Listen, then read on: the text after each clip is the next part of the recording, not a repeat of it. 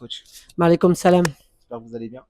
Alors, 48 heures après la fin du premier tour, déjà, je voudrais avoir un peu votre réaction à cette première qualification historique en quart de finale de la Coupe d'Afrique. Euh, oui, ça reste quand même une bonne performance parce que c'était pas évident. Tout le premier tour, le premier round est toujours difficile à négocier.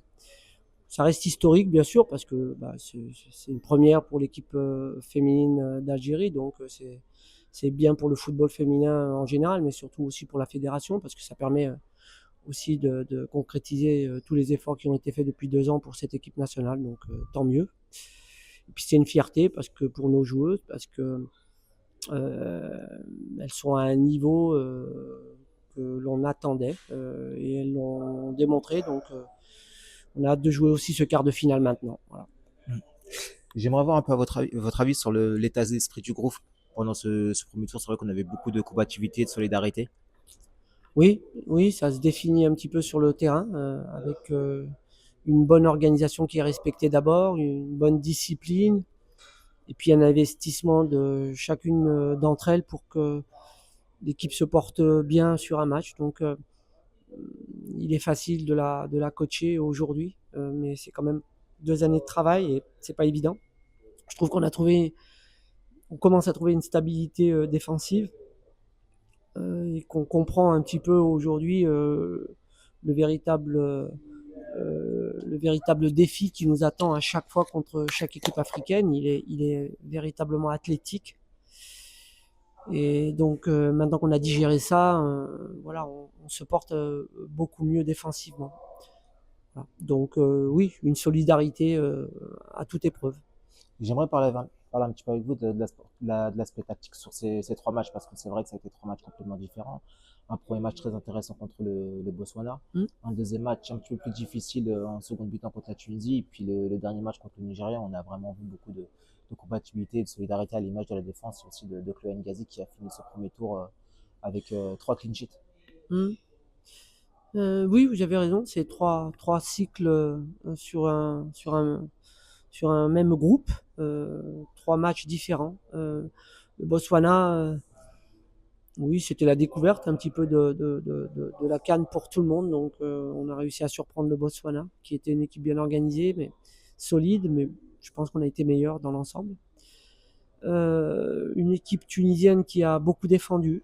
Et l'enjeu était important pour nos joueuses. Donc, l'idée, c'était de mettre une grosse pression sur la Tunisie, mais c'était pas suffisant parce que elles ont défendu véritablement de manière courageuse et puis elles étaient, je pense qu'en moyenne, il n'y avait pas moins de 7 joueuses dans leur surface à chaque fois, dans leurs 20 mètres, 30 mètres, 8 joueuses minimum.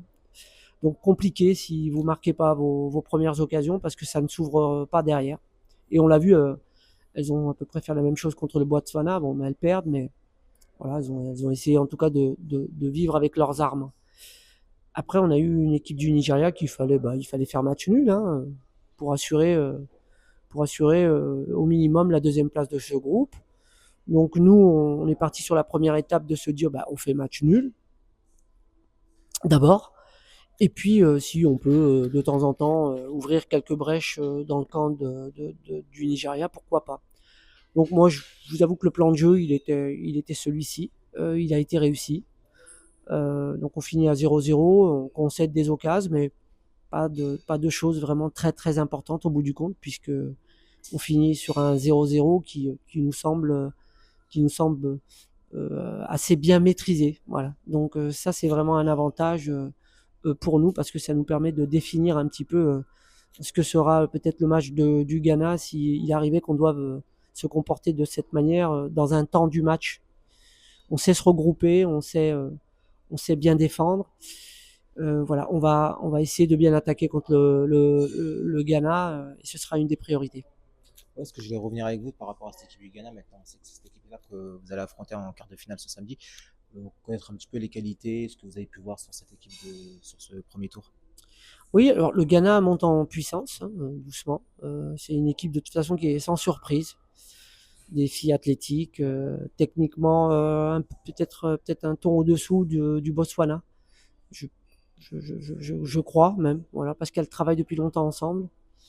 Elles ont des accélérations quand même assez foudroyantes, donc il faut pas leur laisser la possibilité de le faire, je crois. Et puis ensuite, elles mettent très vite le ballon dans la surface. Elles n'ont pas de scrupules à mettre un ballon tout de suite in the box, hein, pour mettre pour mettre de la densité tout de suite sur le deuxième ballon, sur le premier ballon, même sur le troisième. Elles restent dans votre camp. À nous de continuer à être solide, je crois, mentalement d'abord, à être solide dans notre organisation, et puis surtout ne pas se contenter. Parce qu'un quart de finale, on ne peut pas se contenter que de subir les assauts d'un adversaire, et on va revenir sur nos principes du premier et du deuxième match. D'accord. Et je vais finir cette interview avec un mot pour le public algérien, déjà ceux qui vont faire le déplacement et aussi pour ceux qui vous suivent depuis le début. Je pense que c'est un engouement qui doit se perpétuer encore. Donc il faut qu'on vive encore dans cette compétition. Parce que on voudrait donner de l'engouement encore plus aux gens qui nous suivent, aux Algériens qui nous suivent. Et pas seulement, parce il y a on a beaucoup d'amis aussi à travers le monde qui nous suivent. Donc voilà, on voudrait que tous ces supporters soient fiers de nous. Je pense que c'est super important, et que toutes ces jeunes filles en Algérie, elles aient vent qu'elles ont une équipe nationale magnifique, féminine, et que ça va les encourager à continuer à faire du football et à être tenaces, voilà, pour qu'elles puissent pratiquer leur sport favori. Donc on va tout faire pour nos supporters et pour ces petites Algériennes qui ont besoin de nous. Merci beaucoup, Merci Farid. beaucoup.